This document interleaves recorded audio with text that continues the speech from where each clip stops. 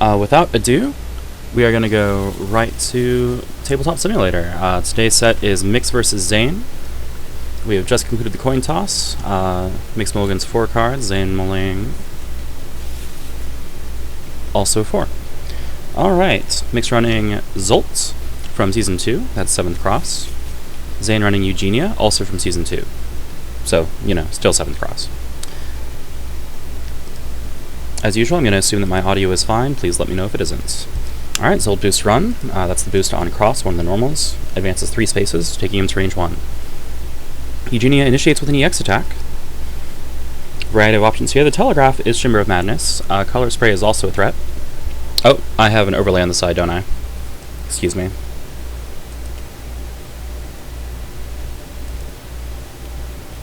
I'll fix that later. Alright. Shimmer of Madness runs into that block. As a hit effect, Zsolt reveals his hand. Eugenia discards a card of her choice. Hand contains Assault Cross, Wild Hunt, and Whip Crack. Discards the Assault to get a matching speed for a total of 5 power. 5 damage, sorry. 2 power, 3 power, 2 damage. Because of her character ability. Zsolt then pays the Ultra for 2 force to have a total of 6 armor. He prepares in his turn, and it's back to Eugenia. She initiates with 1 card. We have a Grasp in response and a Grasp on offense. Alright, Eugenia wins a speed tie, hits for 3. Pulls Zsolt into the corner. Zsolt preps. As does Eugenia, and then Zsolt preps again. Alright, we have a parry. Oh! Whiffs, okay. Yep. Zsolt already taking his action in response. Technically, Eugenia still needs to draw for into turns. Zsolt takes what we refer to as the EX transformation action. That's not the formal name. It's the play a transformation action. Alright, got rid of that. Sorry about that mistaken overlay. I will correct that when I have time, but things are moving pretty quickly here. Alright, so he discarded a copy of Whip Crack to transform the other card. So for the rest of the game, he has pressed the attack. When Zsolt initiates a strike, he may spin a force for +1 speed. Alright. Eugenia boosts Edge of Insanity, forces the opponent to discard a card at random, and also limits his ability to take the prepare action effectively. She discards an Assault and reveals that same Absinthe and Arrow that we saw earlier.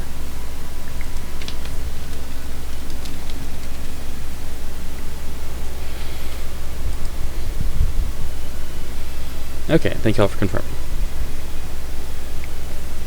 Alright, well, Zsolt probably isn't going to prepare, since he would draw 0 and then draw 1 for end of turn, getting only 1 card, which would give Eugenia time to build up a resource advantage.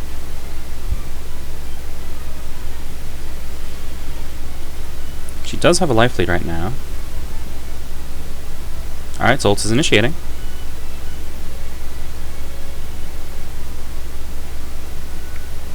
Eugenia responds with a Wild Swing. That is going to be an invalid Queen of Hearts. Cross, okay. Gets a dive. Alright, Eugenia's going to get stunned. She takes 3. Zolt's hit effect happens first, since that is a normal. He chooses to advance 1, and then he retreats 3, putting him at range 4. It is now Eugenia's turn. Range 4 is interesting. He knows that she has an Absinthe and Arrow in hand, so this suggests that he's holding a Gunblaze. We'll find out. Oh, or it could be the EX Blaze of Fervor. No, EX Gunblaze, okay. Alright, so her hit effect is going to make him draw a card and discard 2 at random.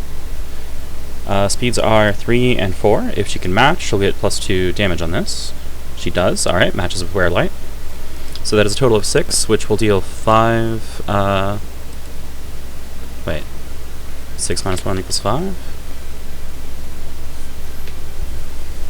Yeah, that's how math works. Because he had an EX attack, so he had +1 armor. Alright. Then he chooses to draw 2 cards, and then on hit, he closes 3. Alright, that was Eugenia's initiative. It is now Zolt's turn. He prepares. Zsolt does have enough gauge to exceed, since as a 7th cross character, he has the icon on the bottom right, which indicates each transformation he has in play discounts his exceed cost by 2. So right now his exceed cost is 3, since normally it would be 5, so 5 minus 2 equals 3. However, 3 gauge is a lot to spend. He probably wants to get another transformation into play. Both players prepare again. Turn comes back to Eugenia. Let me also take a note of hanging by a thread. I didn't mention that earlier, but that's the reason that she had a total of 6 on that Absinthe and Arrow. It was a printed power of 2, 2 from her character ability, because she revealed a matching speed when she forced him to discard the Wild Hunt. And then +2 power thanks to this hit effect. You can resolve hit effects in either order if you have more than one, so she chose to make him discard cards and then resolve this hit effect. Although I think in that case he might have actually only had 2 cards anyway since he EX'd.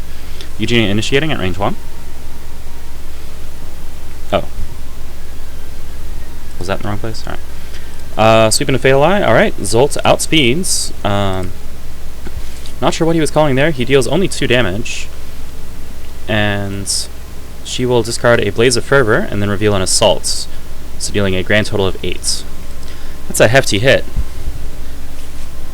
Typically Zsolt relies on winning heavily in the late game because of his Exceed ability, combined with attack shapes like Fatal Eye. Looks like he is going to Exceed. Not going to waste time waiting for another transformation. His ability is now somewhat involved, so I'm not going to go over it right now. Eugenia initiates.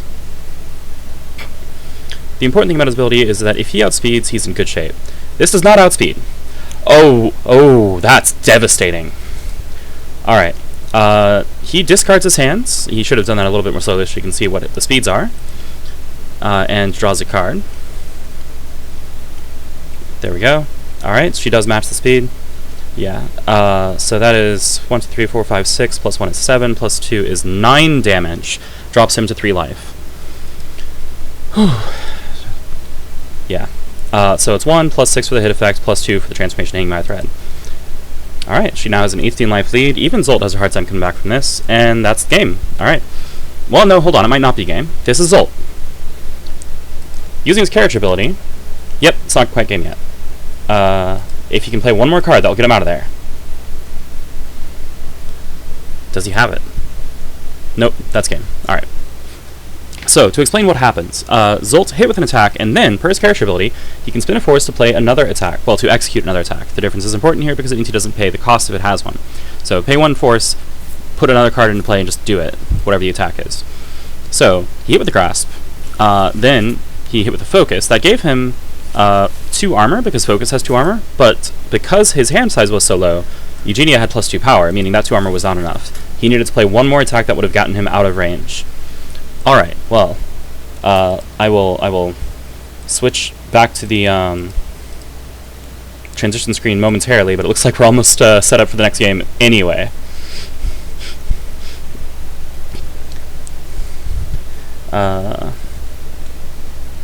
Alright.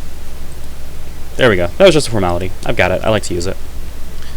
Alright, so game 1 goes to Eugenia. Let me update that accordingly.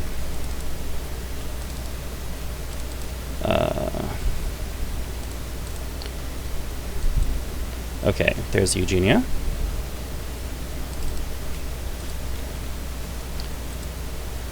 Who defeats Zsolt. Oh, well, actually, I guess the first part of this remains accurate just like the last time I streamed.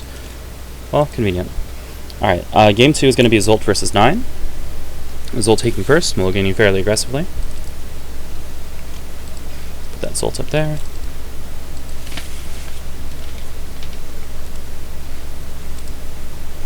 Alright, Zsolt prepares on turn 1.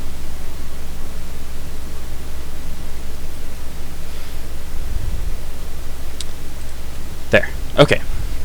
Trying to keep up with the overlay, but the players are moving very fast. These are very experienced players, not shy about playing at high speed. Alright, she boosts Fierce and he boosts Light. So she has +2 power, but he has +2 speed. He is now threatening, notably Blaze of Fervor would be speed 7. She boosted another +2 power. Not afraid of that speed boost. This is very surprising. A Whipcrack here would beat everything, almost everything. Alright, he moves 1, takes another action. Alright. Now striking, threatening the dive. No fear at all. Alright. He hits for 5 and then moves up to 1. Chooses to back up out of the corner with his character ability. She's going to take 5 and then whiff. That was a 10 power sweep. And all that value is gone. Alright.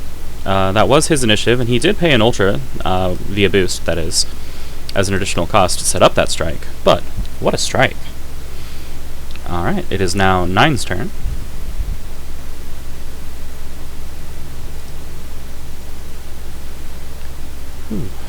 Okay. Let me see if I can Alright, boosting CMOS gate.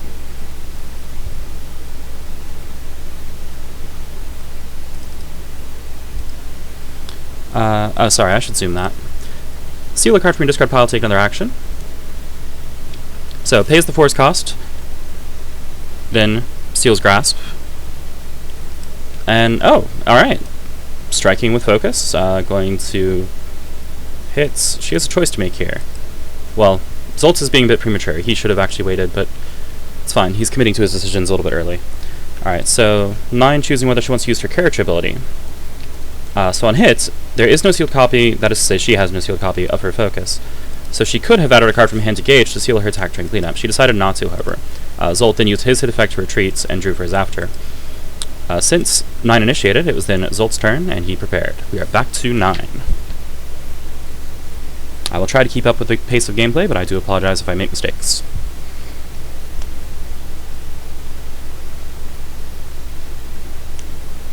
And she prepares as well.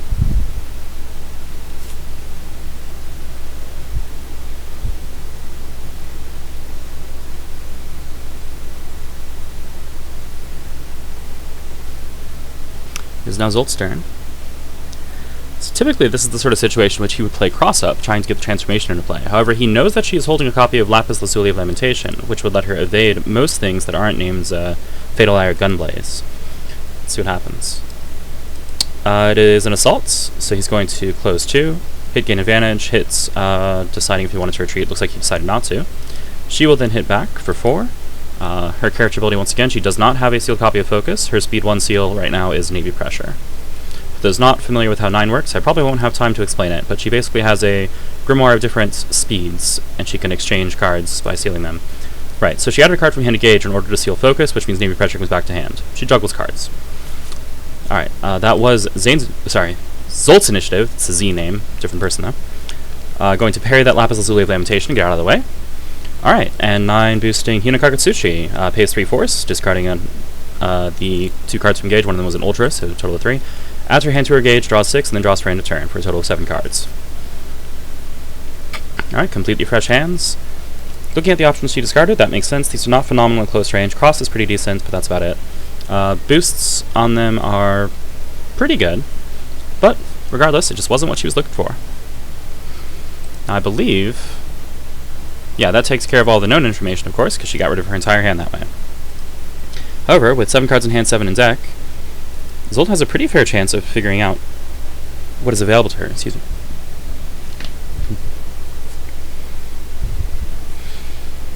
Yes, checking discards this long suggests the possibility of reading, but also the possibility of just not wanting to play a thing that loses.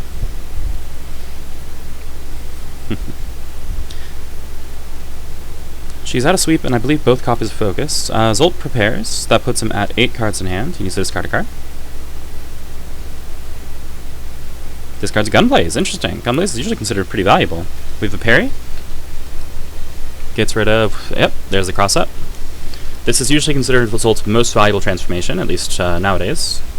There was a time that it was in contest with Whip Crack, but I think cross-up is pretty firmly considered the best one now.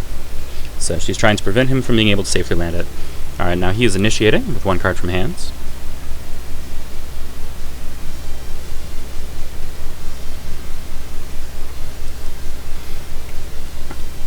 Alright, well that is a sweep that she will not be able to evade. Lapis Lazuli is a 4 special, so she discards a card to pay the cost, and then as her hit effect, she seals a card from her discard pile. In this case, it was the same card, so she sealed across. She then has, after move 1, and for every 2 normals in your sealed area, you may repeat this. So she moved 1, and then she may move 1 more, and she did. Puts her at range 2. Zsolt then has 2 hit effects. Going to discard a card from her hand at random first. And then decide if he wants to use his character ability. Looks like he does. He moves into range 1. That was Zolt's initiative. It is now 9's turn. Zsolt not getting his transformations, but winning combat pretty consistently.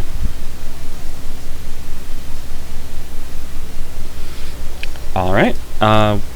Flax Nurture. Draw 3 and shuffle 2 cards from your hand into your deck. This boost is useful for sculpting hand shape or getting rid of known information. Looks like 9 is trying to assemble a hand with answers for whatever it is she thinks Zsolt is about to throw. Not trivial, considering right now I believe we know that both copies of Lapis Lazuli of Levitation are down, which is one of her better evasive options. Zsolt prepares, again keeping that large hand size, trying to make sure he can get his transformations. Alright, the parry whiffs. Well, we know it wasn't any of these. He has Focus, EX Cross, EX Fatal Eye, and Wild Hunt, very solid hands. Pretty terrifying, actually. Alright, 9 draws for end of turn, and it is now Zolt's turn. Not the best hand for immediate value.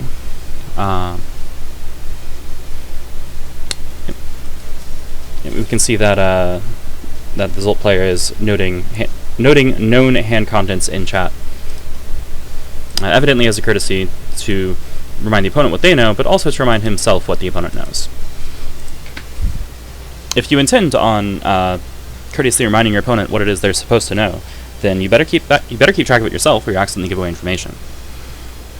And that is pretty common. It's a good habit. All right, Zsolt striking with just one card from hands. There's a mix-up here. He has speed 6 and 7. Cross evades almost everything. Fatal Eye doesn't really do anything. It's 1 power, but it is speed 7. So if she tries to respond to this with, I don't know, a second grasp. No, I think both of her grasps are down. I'm not sure actually. At any rate, it's probably not the Wild Hunt. That would be questionable. Playing a range 1 Wild Hunt, which would gain no extra power. And it's certainly not the Blaze of Fervor, since that would actually miss. Blaze of Fervor's range is 2 to 4, and it does not have any before effects. She is deciding how to respond. It could also, of course, just be a Focus, playing for raw life value. Trying to maintain his life lead. Alright, 9 looking at her discard pile, trying to decide whether her Wild Swing odds are better than what she has in hands.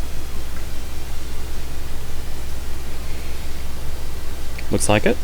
Choosing to Wild Swing, that is a Kunzai, which is going to lose to the cross. Zsolt chooses to advance with the hit effect and then retreats in the corner. He doesn't want to get too far away. This makes sense. Zsolt is not a zoner.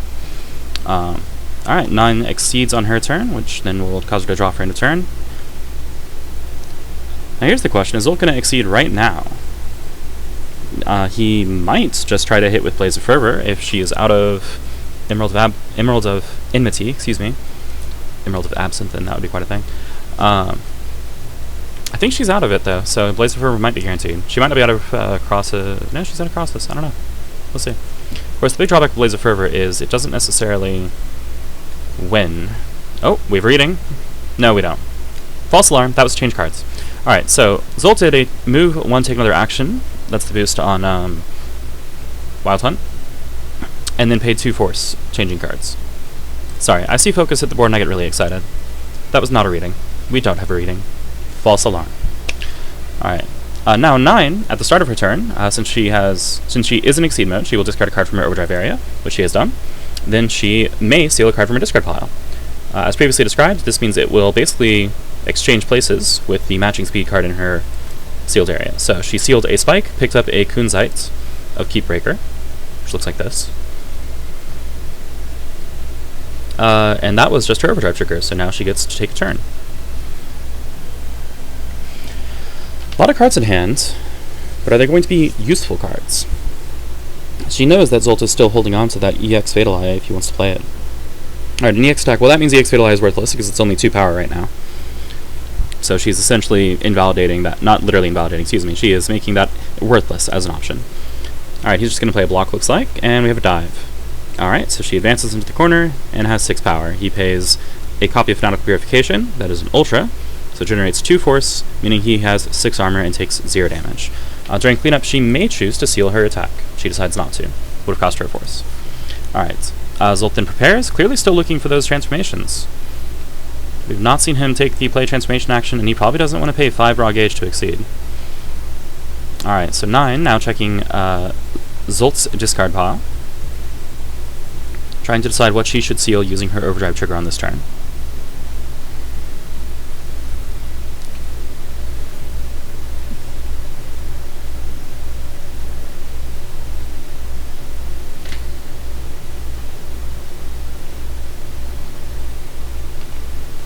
And checking her own discard pile. Alright.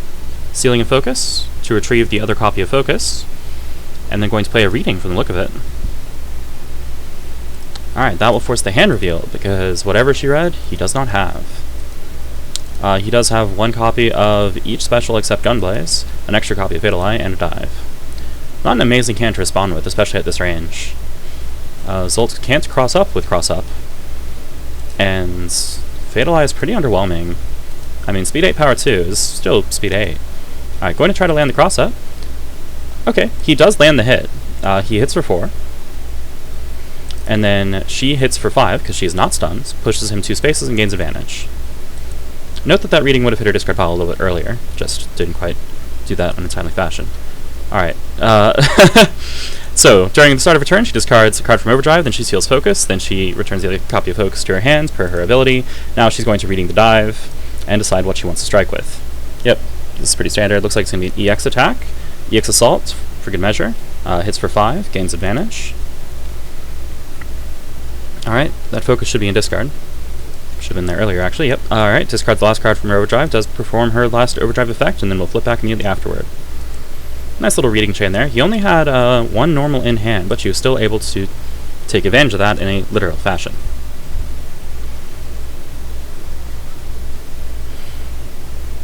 So, what does she seal now? Hard to say, really. Alright, seals a sweep, picks up the other copy of Amethyst. Looking at that hand, nothing in that hand beats Amethyst, so this is pretty fair. Alright, and that does, actually, if he wants it to. Yep, he chooses to push 2 and then retreats 1 of his character ability. Yep. Alright. Zsolt then will pay 3 gauge to exceed, I believe is what just happens. She also flipped back earlier, that was just a slight gaffe not to flip her sooner. But she was not an exceed mode during that strike, for the record. Alright. Be careful when you use the group function on Tabletop Simulator, by the way, to make sure that cards go in the right order. Zsolt does not care about his own discard order, so it's no big deal here.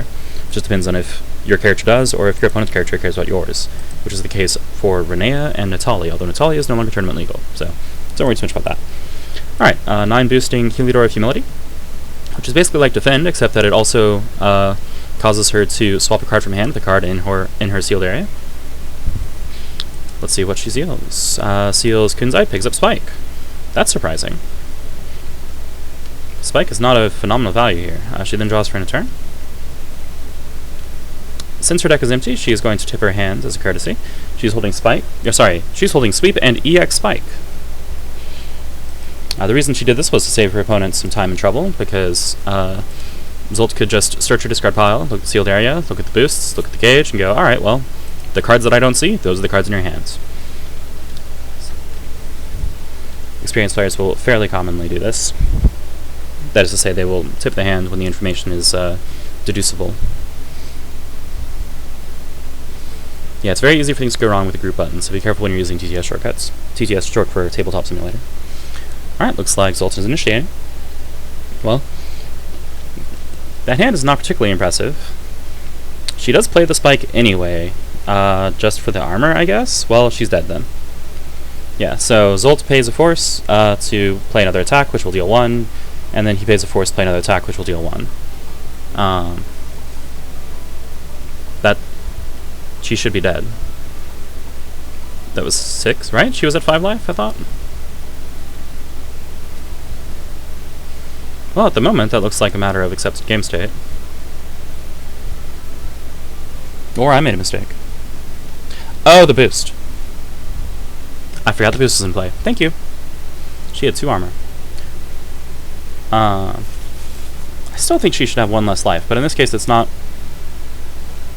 Oh. Well, that could matter, actually. Alright, we have a speed 8 Evil Eye, going to hit for 4 power. Zsolt drew a card because of this effect, by the way, Battle Fugue.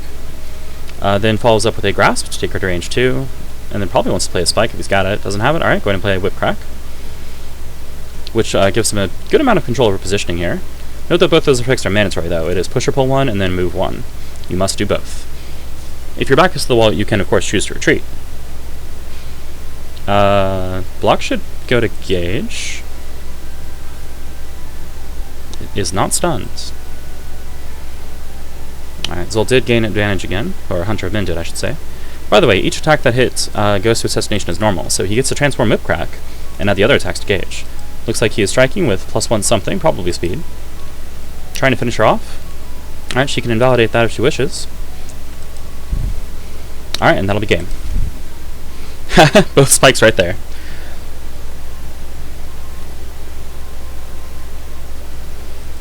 Alright, Zsolt takes game 2. We'll go back to our interstitial, I think it's called.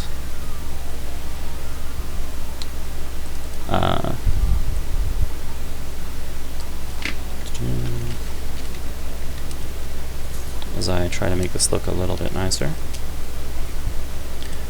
Always a struggle. Alright, in this tournament format, characters that win are eliminated in the rest of the set. So, Zsolt is out, Eugenia is out.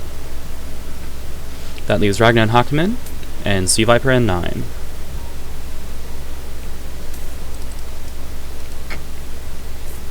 And I honestly have no idea what these players will choose.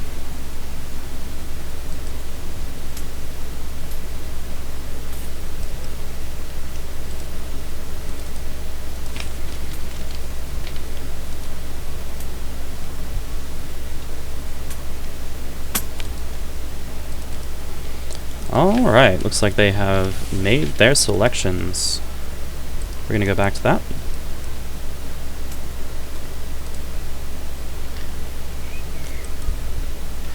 Alright, Hakumen versus 9 the Phantom. So we just saw 9. This is cool. This is a 6 heroes matchup. These characters are both part of the same group of ancient heroes, or heroes from ancient time, I should say, in BlazBlue lore. So we have 2 Season 5 characters. This will be exciting. Alright, 9 choosing to go first. Characters are still arranging their references, by the way.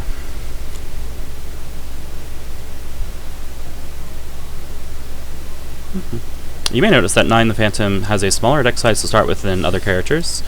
This is because she starts with 10 cards in her sealed area. So even though she has 2 more specials than most characters and an Astral, her overall, her starting deck size is still smaller because stuff just starts outside her deck. Some pretty deep mulligans, looking for early game options.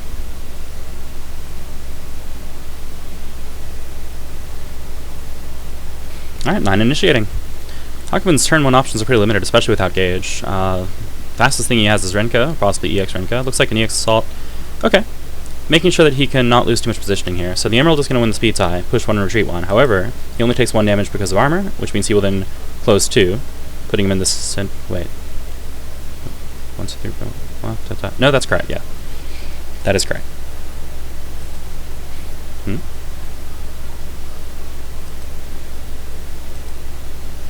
Alright, then going to run into her face. Yep, makes sense.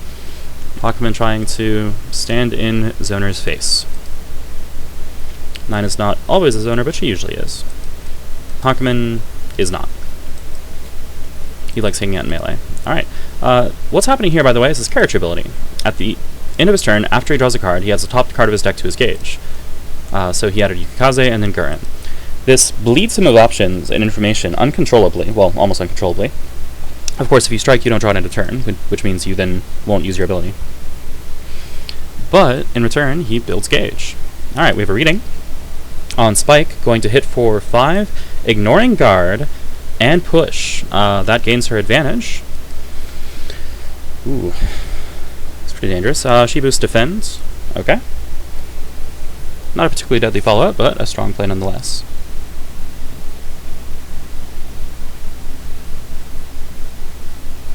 Yeah, the EX Assault was there specifically to cover Emerald, almost certainly.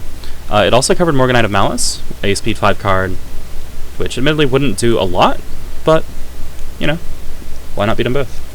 Alright, he spends Force to move in, she boosts Backstep to move out. Yep, 9 trying to maintain range.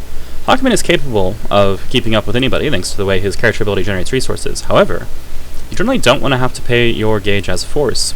As anyone, unless you have to, but especially as Hakumen. He's got much better things to do with gauge. He has very exciting things to do with gauge, actually. Where's Zentetsu? Yeah, that's a card.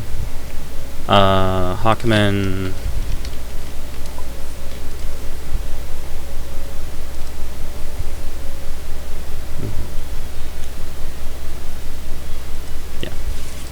Almost forgot to use his ability. Note that it is mandatory. Hence the uncontrollably thing. Where's Sentetsu? Yeah, there you go. That's a card. That is a nice little 2-gauge special there.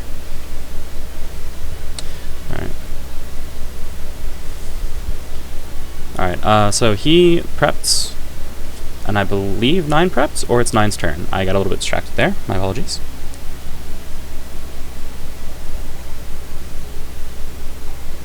Yeah, she prepped. She prepped. Alright, Hakumen boosting Fierce at range 5. That's interesting. Probably he was hoping to threaten Yukikaze. Notably, he just put the other Yukikaze in his gauge, so he's not threatening that. He is threatening Shippu. Shippu is none too impressive, however, in the current environment. It is hard for her to beat. Like, she can't really stun this unless she was holding an EX, which we know she isn't because, well, she has still one copy of each of these out. But yeah, at range 5, Shippu is the only thing he can use to hit with, so it makes sense for her to initiate here. The question is this going to be a Kunzite, dangerous Morganite, or possibly, well, the cheekiest play of all. Naval Pressure is extremely punishing when it lands, but it's very unreliable. Alright, that is the Shippu, going to take the trade. Into Morganite. That is going to be an extremely bad trade. Alright, well that was worth it for Hakumen, no question. She's going to hit him for 2 after armor, and then pull him into melee, which means he will hit back for 10. Yep. That Morganite was extremely costly. Yeah, she's at 20.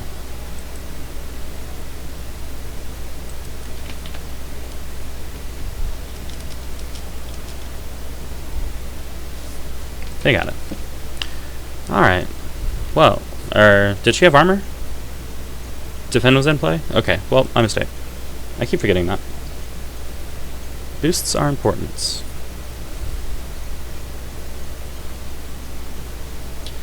Alright, we have a Fierce from Hakumen. Makes sense. He has now obtained a life lead. And Fierce from 9. Okay.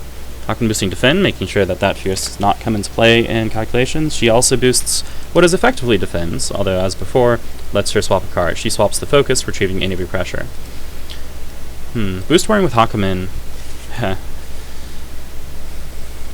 Well, we have an old saying, never get involved in a boost war with Equus. Hakumen isn't quite Equus, but the same principle applies.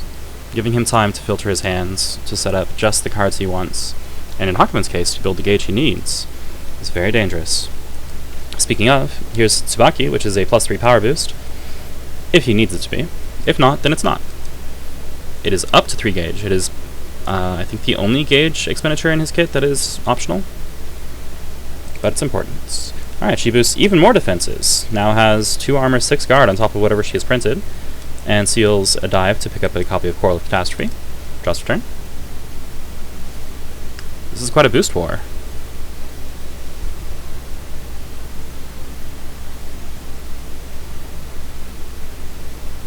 Alright, that makes it Hakumen's turn. Looking for a payout, might be considering a reading if he has one. One focus is engaged, we don't know if he has the other. Would be a very exciting time to do it though. Looks like he's going to strike with just 1 card. Does she have the answer, or can she trade? She might not know herself. The telegraph here is Zentetsu, but Zentetsu does actually lose to Grasp. And Dive. Shippu is also a fairly stable telegraph, but it wouldn't get value out of the Tsubaki boost. Alright, she has a response from hands. It is Lapis. It is Cross. Oh! Oh, that's really good for her. Oh, that's alarmingly good for her. Isn't it? 1, 2... Nope, never mind. It's not. Alright. I thought she had more sealed. She'd been doing so many things. I thought she had more sealed. So, she is going to hit, get to seal a card with her hit effect, but then that will give her only up to 3 sealed normals at most. Meaning her after effect is move 1, and then you may move 1. Which means she cannot escape Cross's range. Now that said, as damage goes, it's not the highest yield of attacks. This could hit for 5 or 8. Hakumen spinning all 3 gauge without hesitation. Really going for that damage pretty aggressively. So that is 8 power over 2 armor to deal 6.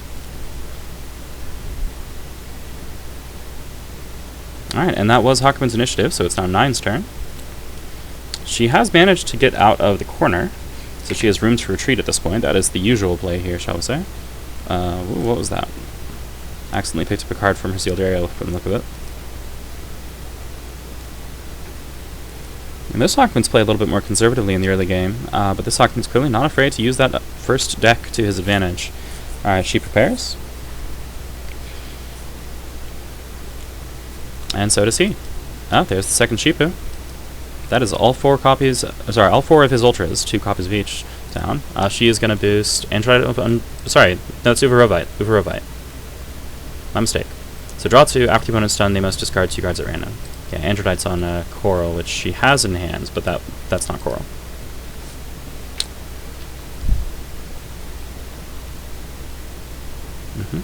It is now Hakumen's turn. And yeah, this suggests, like, spinning Gauge this aggressively as Hakumen indicates that he's either not really planning on exceeding or not planning on taking the reshuffle action. Or both. But he is going for immediate value. He's not giving 9 time to set up her long-term game plan. Alright, that's the boost on Zentetsu. Kyushu, if you're at range 3, close to and strike, so he gets to jump into range 1 and play whatever he wants. Now he is at some risk here, since if he gets stunned, he loses 2 cards at random. But range 1 is reasonably safe, especially with both copies of Amethyst down. He can play something like a Yanagi, Focus, a Sweep, even a Block if he really wants to. Not very likely, though. We'll see what happens. He is counting 9's discards, making sure that whatever he plays stands a good chance against what she has left. She's down to 11 cards remaining. That is an EX. Feels like EX Yanagi to me. Not sure if that is viable. I have not been counting his cards very carefully. He's down to 9 cards total that are not known, which means this is either a very thin mix-up or it is practically face-up. So 9 now, checking those discards, going to figure out what's left, play a thing that makes sense, or at least try to. What do we got? It is Cross, and it is Yanagi. Yep, there's the EX Yanagi. Alright, so she's going to hit. He is going to take 2, and then, as a before effect, pay Gauge to close 2, and then hit back for a total of 6. Do that EX and that hit effect. Puts her at 9 life. She technically should have done, like, if she's considering using her ability, she should have technically done it a minute ago, but no information has changed, because Hakumen's ability was, there are no decisions being made. Alright, so she added Spike from hand to Gauge in order to seal Cross to pick up Emerald of Enmity. Or Seamoss Gate, depending on how you look at it. Alright, well that was Hakumen's initiative. And a very strong one. He's got an 8 life lead now. Not much in the way of Gauge. Nice little force bank there, though. 2 Ultras in Gauge. You could change cards that for some real value. Alright. 9's turn. 9 under a decent amount of pressure right now. She can't die in 1 hit, but she could die in 2, or if 1 boost gets played, she could die in 1 hit after that. Hakumen is considerably farther away from being able to just delete her. Or sorry, get deleted, rather. Get deleted by her. 17 is a lot of life.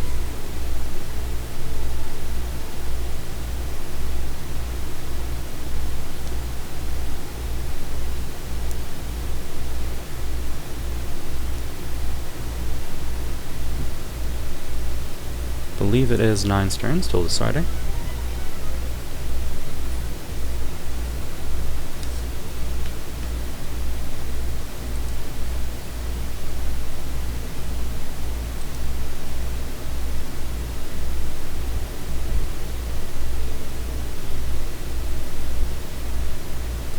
Uh-oh, we might have a connection issue.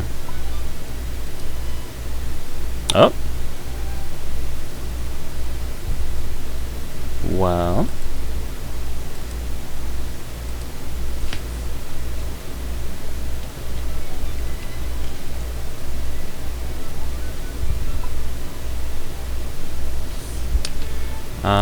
Let's message him and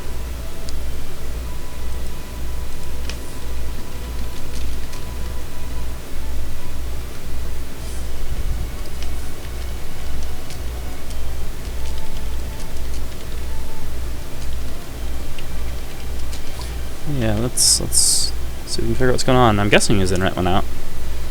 If he responds in Discord, there's a chance that's not the case.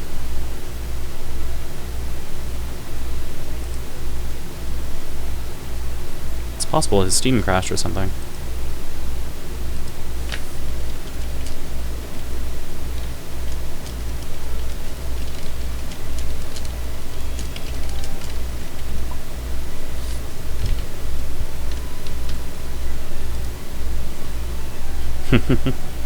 Yeah, Hakumen hit him so hard it knocked him offline.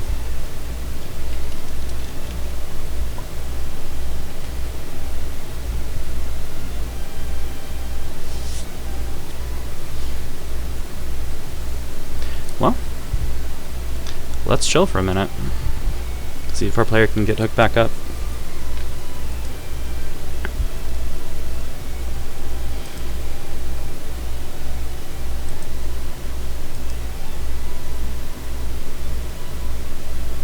I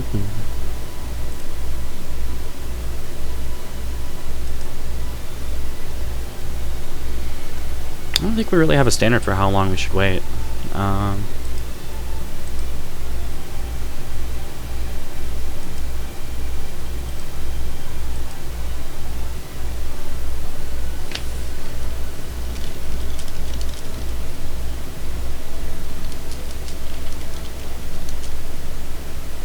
Oh wait, I think he just came back online.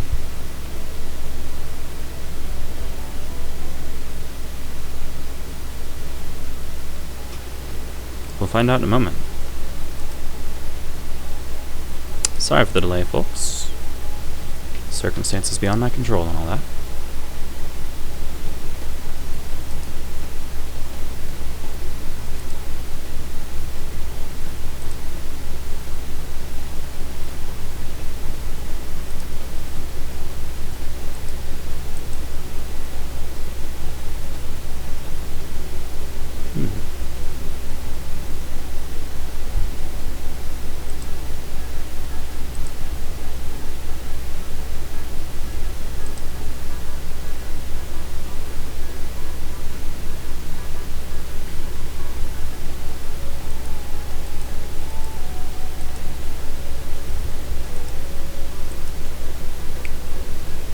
Well,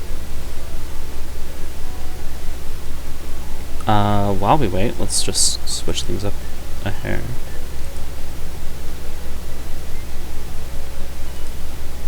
There we go.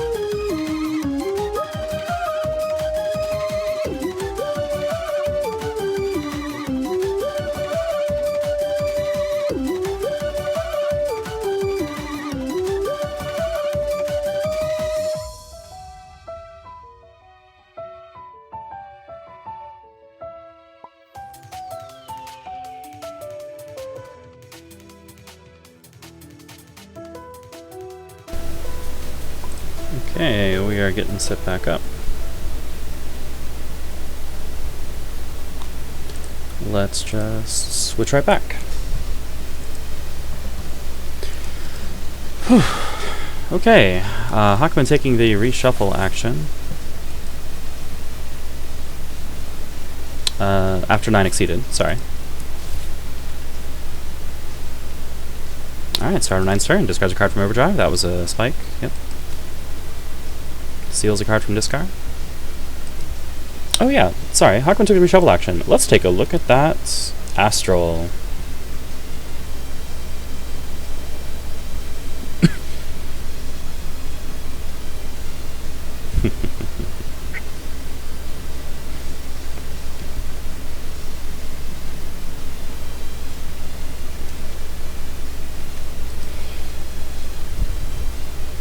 Alright, sealing copy of Azurite Inferno, which returns the other copy of Azurite Inferno to her hands. Teleport step. Back to range 4. Gets the second action and is striking. Alright, Hakumen responds with a Wild Swing Assault. Gonna get stunned out by that Emerald of Enmity. She validates with the other Emerald of Enmity from Gage, deciding if she wants to pay a force to seal her attack during cleanup. Looks like she's considering it. If she does, she will retrieve a copy of Cross.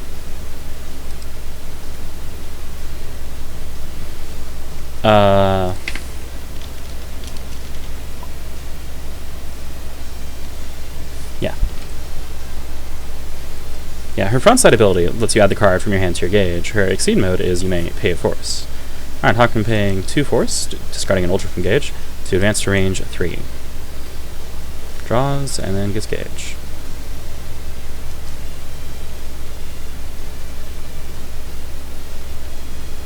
Alright, 9's Overdrive. Just back up so y'all can see the sealed area.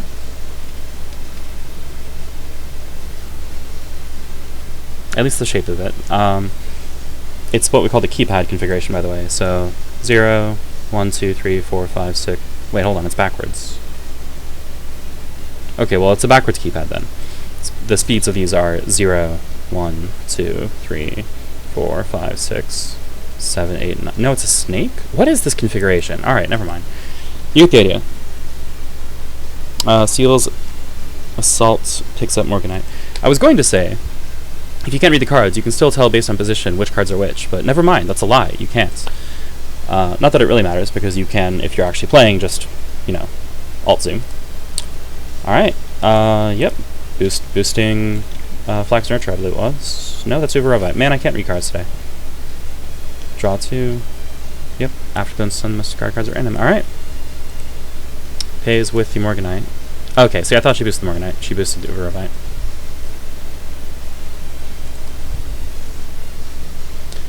And it is now Hakumen's turn. Hakumen checking those discards.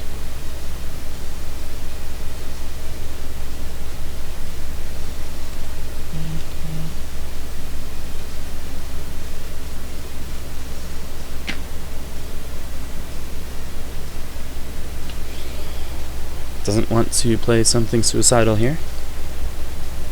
Now only has a 6 life lead, and we have seen a lot of ultras drop.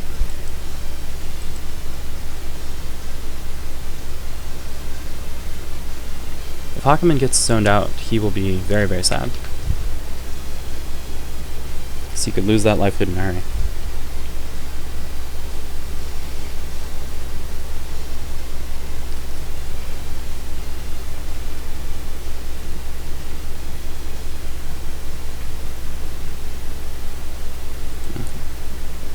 Fortune card in this card, tune deck. Makes sense. Okay, so Hakumen is determining exactly what 8 cards remain available to 9. Either for reading play, or just to figure out what 8 cards she has, because then you can play things that beat all of them, ideally. If you ever find yourself in this position, by the way, where your opponent's looking at all of your stuff, and going, I can narrow this down and then beat everything you have left, means you probably should have reshuffled sooner.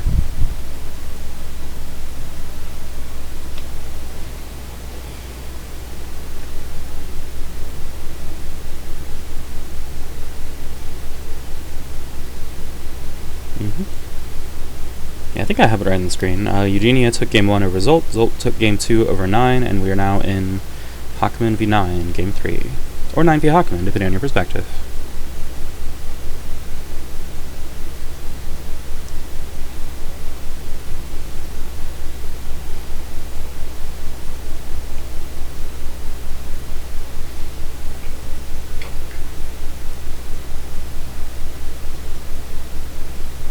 Hakumen checking that hand, considering his options.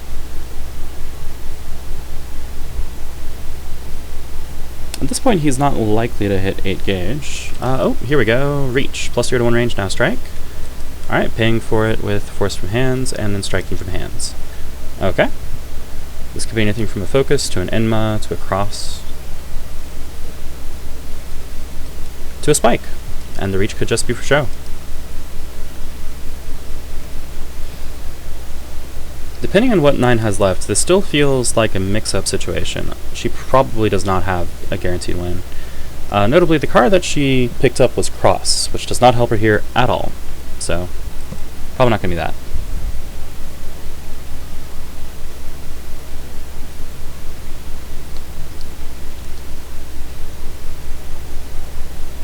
Coral into Cross. Okay, he's going to hit for 3 and retreats to range 6.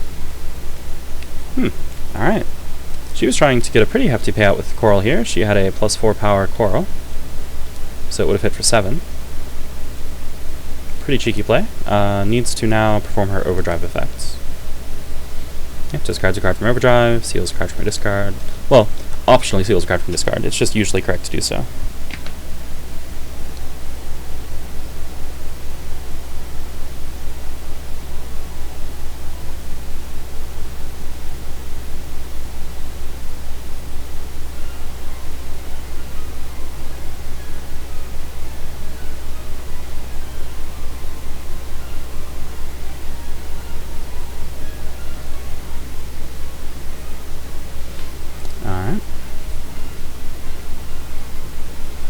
Waiting for that overdrive effect.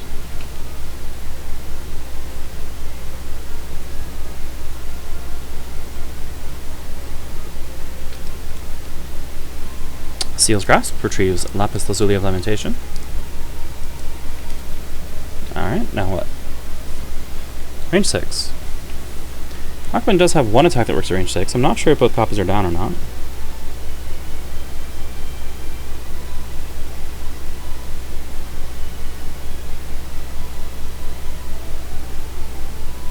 Yep, gonna boost it. Alright, she's making sure she's safe from Shipu, apparently.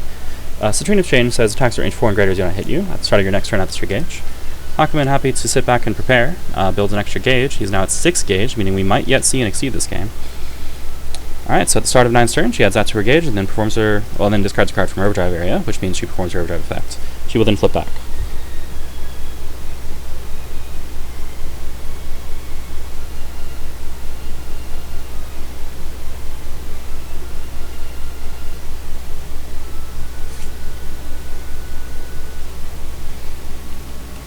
Oh, excuse me, I should have scrolled down just a hair.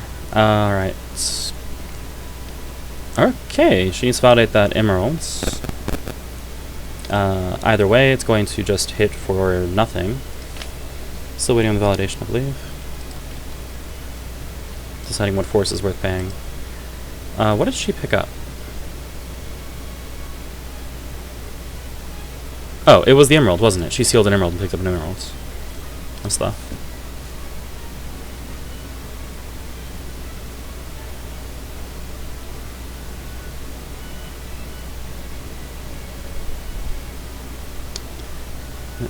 Okay.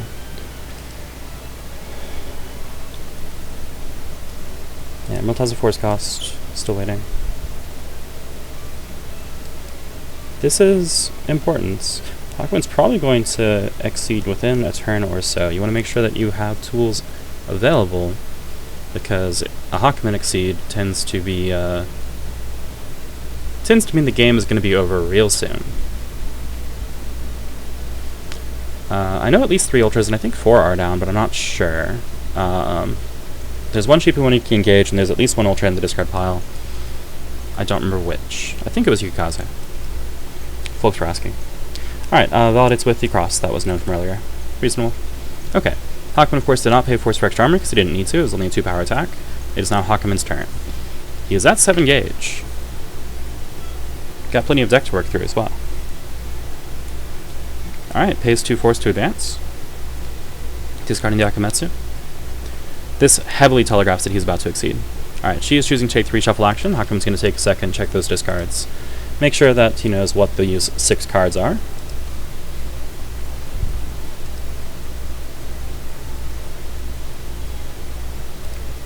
A pencil. Oh. Taking physical notes. Well, that's perfectly legal. As long as you don't write in the cards.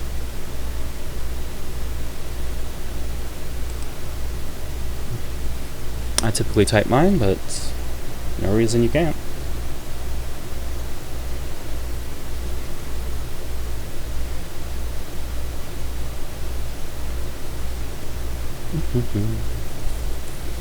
Alright, so 9's going to reshuffle. That will pick up her colorless void into her hands. It will then be Hakumen's turn. The question is, does Hakumen exceed right away? Or does he do something else? By the way, folks might be wondering, why the heck did he discard Akumetsu to advance? Well, that's because when Hakumen exceeds, he shuffles his discard pile into his deck, so that Akumetsu is not gone forever. It is gone until he draws it again. So he's temporarily giving up guaranteed access to it in order to make use of it as a resource. This also keeps it from being parried. If he draws it after reshuffle, well, the opponent probably doesn't know for sure that he has it in hand, which makes parries less reliable. Typically, you want to parry it when you know they have it. But Hakumen, as long as he still has the gauge to exceed, can get it back sooner or later.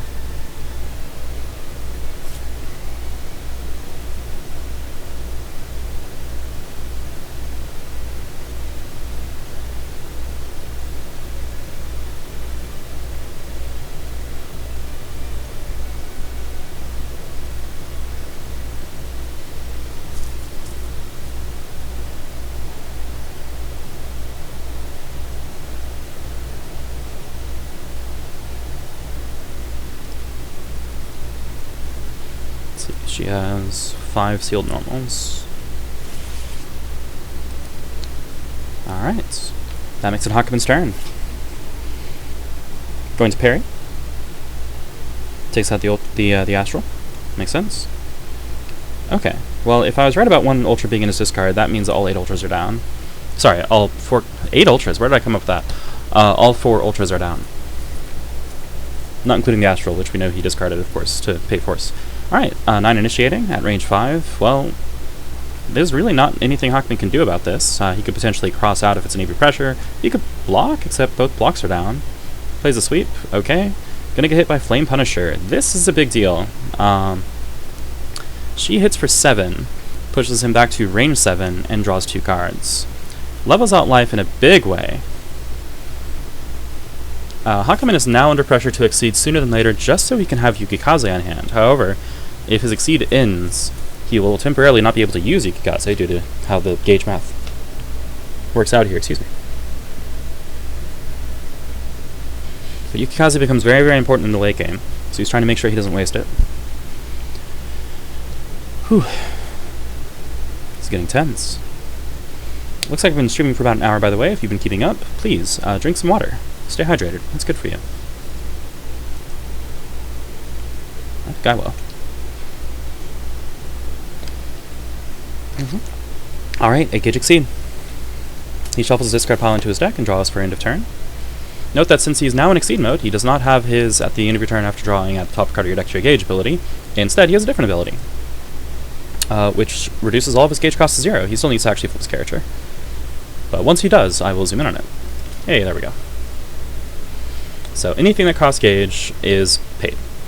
Like, if he wants to play an Ultra, he can. If he wants to play an attack that has a gauge cost on it, sure, whatever.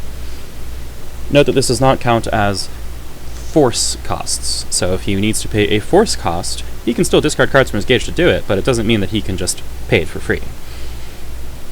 Only his gauge costs are reduced to 0. But yeah, this means he'll be probably picking up those Ultras in the near future.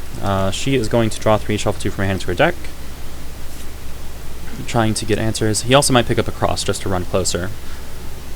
At 8 life, he's still not very likely to get killed in one hit.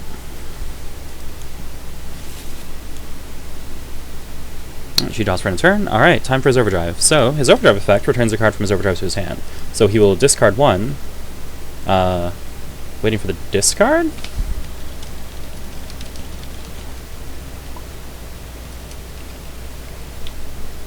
Right, okay. Yeah, goes to discard, not to gauge. And then returns once it hands. He returned to Yukikaze, and then he boosted with the other copy of Cross that he happened to have in hands. Alright, gives him access to Yukikaze, puts him at range 4. Position is a lot better for him. Now, because of the way his Overdrive trigger works, it returns a card from his Overdrive area to his hands. Well, 2 are going away per turn. So, at the start of his 3rd turn from now, he will leave Exceed mode. And that will probably be when he's at his most vulnerable. The question is, can 9 survive that long?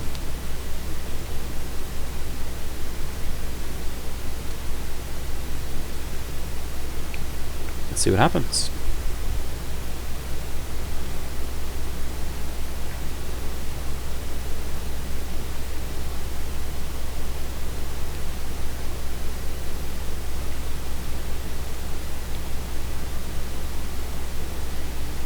She does put herself at risk at this point. So does he, though. If she strikes with anything that speeds 2 or faster and it hits, then Yukikaze comes in and probably just murders her. But if she strikes with something that doesn't hit, like a sweep, a focus, a block, or with a slower card like Nifty Pressure, Yukikaze will do nothing. Alright, so she is striking, meaning this is the mix-up. It's time for Hakumen to try to call it correctly. Does he play Yukikaze here or not?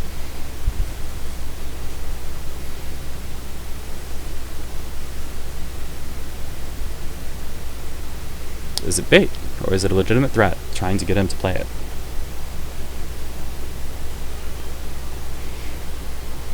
Most players would never play the threat here. Most players would always just try to bait the Yukikaze. Let's see what happens. That's the Yukikaze. So is it the bait or is it the threat? Because if this is Kunzite or Morganite, or Dive... There we go. Alright, that's game. 9 hits for 5. Hakumen comes in, hits for 6. Good game. Alright. Well, that will settle the sets in Hakumen's favor. So I will, I'm not going to bother updating the little thing. I'm just going to switch to our out game.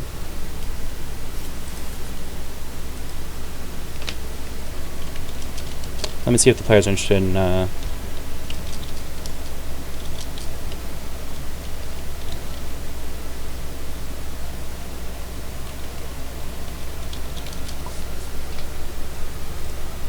going to see if they're interested in me helping in a voice.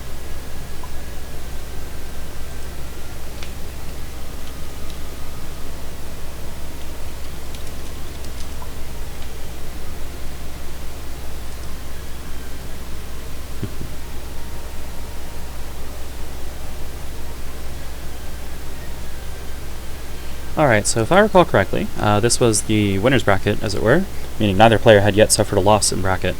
So MiX will continue on the top half of the bracket. Zain will drop to losers. Zain is not eliminated.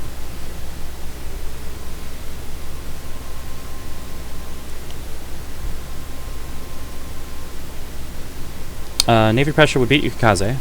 Yukikaze goes first and misses, and then Navy Pressure hits for 6.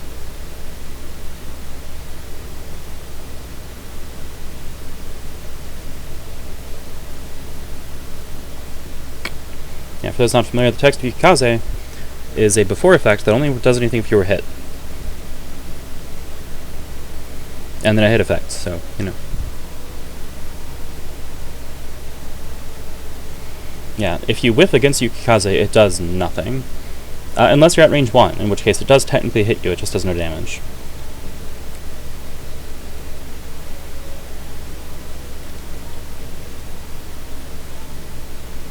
It's a hit effect. It's not an after effect. Sorry, I'm replying to remarks on the stream. Oh, I'm zooming in and you can't see it. That's why this isn't working. Okay, well, let me just zoom in on Yukikaze real quick. I forgot that I had transitioned off. Okay, there's that. Back we go. Howdy. Good games. Hey, dude. Yeah. Hey. Well played to both of you. Thank you for letting me stream. No, it was a fun time. Congrats. Very tense. Any remarks for the audience? How? This is like an hour. So. Yeah, this was hour 5 minutes, give or take. And that was with the disconnection that dropped Zain for probably about 10 minutes. Okay, I'm glad I can play fast. I love playing fast. Yeah. Oh, yeah, I know. If you want to go. go ahead. Well, I just kind of tried to come into the game plan, and it kind of worked. It didn't do badly. Those were tight games. Yeah. I would say probably I would say going into this last matchup here, I had reading in hand, and I probably should have just played reading, just try to go for a read on Hakumen. That way he can't come into my face, and I honestly did not think about Yukikaze. It just slipped my mind and just did not think about it at all, and now I remember it. Yeah, you'll remember it now. Always remember it. Yep. It's probably the most important card, especially in games situation. Yeah, it's an incredibly important card for in-games. That was a really pivotal turn. Was like, is this going to be the bait, a focus or a Navy Pressure, or is this going to or a block or sweep? Is this going to be something that whiffs or not? And you called it right, MiX. Well done. You called the MiX up. Yeah. So to speak. Wow, dude. Wow, that hurt. That's. Yeah. It's surprising I don't get enough. All right. Yeah. Well, yeah, no. Thank you all very much. I'm going to dip out, shut down, and all that stuff. But look forward to seeing y'all's future games, since neither of you is out of the tournament yet. So good luck and have fun. You too, man. Yeah, thanks. And as y'all just heard me say, time to close down the stream. Hope y'all enjoyed.